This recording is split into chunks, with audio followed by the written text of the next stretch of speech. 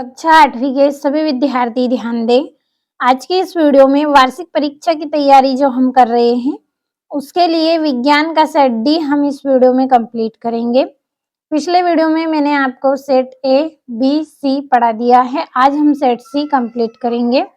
Full solution आपको मिलेगा। तो मैंने आपको बताया है कि 4 सेटों के माध्यम से हम वार्षिक परीक्षा की तैयारी करेंगे। तो आप चारों सेटों को पढ़ें। तो बिना किसी देरी के शुरू करते हैं हमारे प्रश्नों को। तो पहला प्रश्न रहेगा आपका बहुविकल्पी प्रश्न है, आपके 1 से लेकर 5 तक एक एक अंक के हैं और निर्देश दिया गया है। तो निर्देश आपको पढ़ना है। निर्देश आप पढ़ेंगे तो आपको समझ में आएगा कि किस तरह से आपको प्रश्नों को हल करना है। पहला है आपका निर्देश हम पढ़ेंगे। प्रश्न को पढ़कर नीचे दिए गए विकल्पों में से सही विकल्प चुनकर लिखिए। तो पहला है, पहली जल की कमी वाले क्षेत्र में रहती है, वह सिंचाई के लिए किस विधि का उपयोग करे कि जल व्यर्थ ना होकर सीधे पौधों की जड़ों को मिले। तो वह डीप तंत्र का उपयोग करे, जिससे जो जल है, पानी है, वो व्यर्थ नहीं जाएगा बल्कि कहाँ जाएगा, पौधों की जड़ों में जाएगा। दूसरा है, वन्य जीव है प्राकृतिक संसाधन। वन्य जीव क्या है? एक प्राकृतिक संसाधन है जो समाप्त होने वाला है। तो समाप्त होने वाला इसका आंसर रहेगा। तीसरा है, अलैंगिक जनन होता है। अलैंगिक जनन किसमें होता है? हाइड्रा में होता है। हाइड्रा एक ऐसा पौधा है जो क्या है, इसमें एक जनक के द्वारा संतान को उत्पन्न किया जाता है। चौथा है, निम्न में संपर्क बल है। तो निम्न में संपर्क बल क्या है? पेशी बल। और पांचवा है, माचिस की डिब्बी को साइड में खुरदार क्यों बनाया जाता है? तो जो माचिस की डिब्बी होती है उसको खुरदुरा किस लिए बनाया जाता है? ताकि उसका घर्षण जो है वो बढ़ने के लिए, घर्षण बल उसका बढ़े, इसलिए उसे खुरदुरा बनाया जाता है। अब अगले प्रश्न की ओर बढ़ते हैं।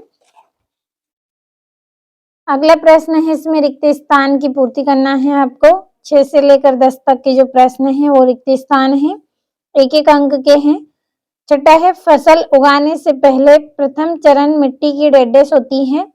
तो फसल की उगाई करने से पहले हम क्या करेंगे? मिट्टी को तैयार करेंगे फसल उगाने के लिए। सातवां है, एलपीजी का पूरा नाम डेडनेस है। तो क्या है? Liquid petroleum gas. आठवां है, हाइड्रा में जनन डेडनेस विधि से होता है। तो मुकुलन के द्वारा हाइड्रा में जनन होता है। नवा है, एक आवेशित वस्तु अनावेशित वस्तु को डेडनेस करती है। तो क्या करती है? आकर्षित करती है। और आवृत्ति को डेडनेस में मापा जाता है। तो आवृत्ति को किसमें मापा जाता है? हर्ट्ज में इसको मापा जाता है। तो ये आपके रिक्त स्थान हो गए हैं। अब हमारे जो प्रश्न हैं उनको हम पढ़ेंगे। अति लघुत्तरी प्रश्न है 11 से 16 तक, जो कि आपके सारे 2-2 अंक के रहेंगे। इनके आंसर आपको मिलेंगे। पूरे महत्वपूर्ण प्रश्न हैं वार्षिक परीक्षा के लिए, आप कंप्लीट कर ले, क्योंकि रियल पेपर कोई नहीं बताता है, केवल आपको मोस्ट इम्पोर्टेंट क्वेश्चन मिल सकते हैं। तो ये आपके मोस्ट इम्पोर्टेंट क्वेश्चन है, भरोसा हो तो आप कंप्लीट कर ले इनको। तो 11वां है, बीजों को उचित दूरी पर बोना क्यों आवश्यक है? और साधारण नमक को परिरक्षक के रूप में उपयोग करते हैं, क्यों? 13वां है, परिष्करण किसे कहते हैं?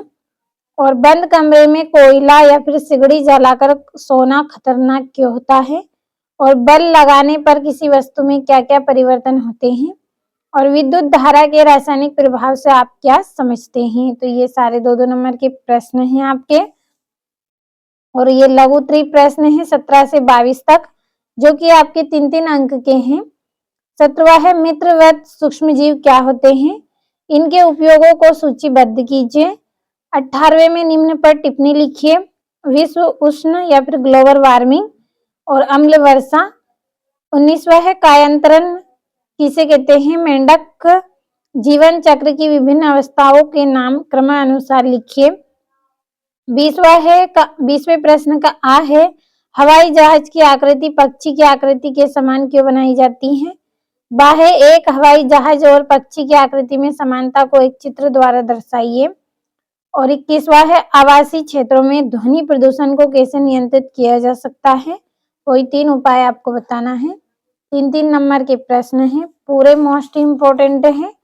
और ये आपका यहाँ से 22वां।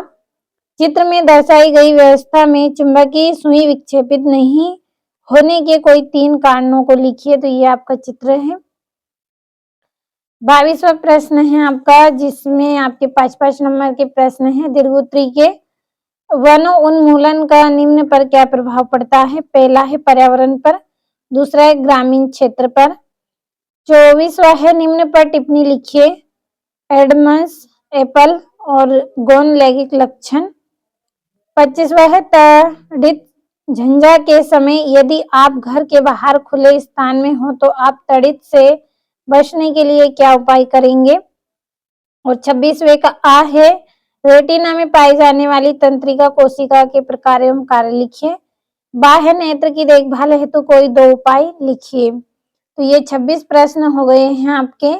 और आज की इस वीडियो में मैंने आपको कक्षा 8वीं के लिए विज्ञान का जो सेट डी था आपका, वो पूरा कंप्लीट करवा दिया है। भरोसा हो आपको तो पूरे प्रश्नों को आप अच्छे से कंप्लीट कर ले। चारों सेट हमारे पूरे हो गए हैं, तो जरूर आप कंप्लीट करें इनको।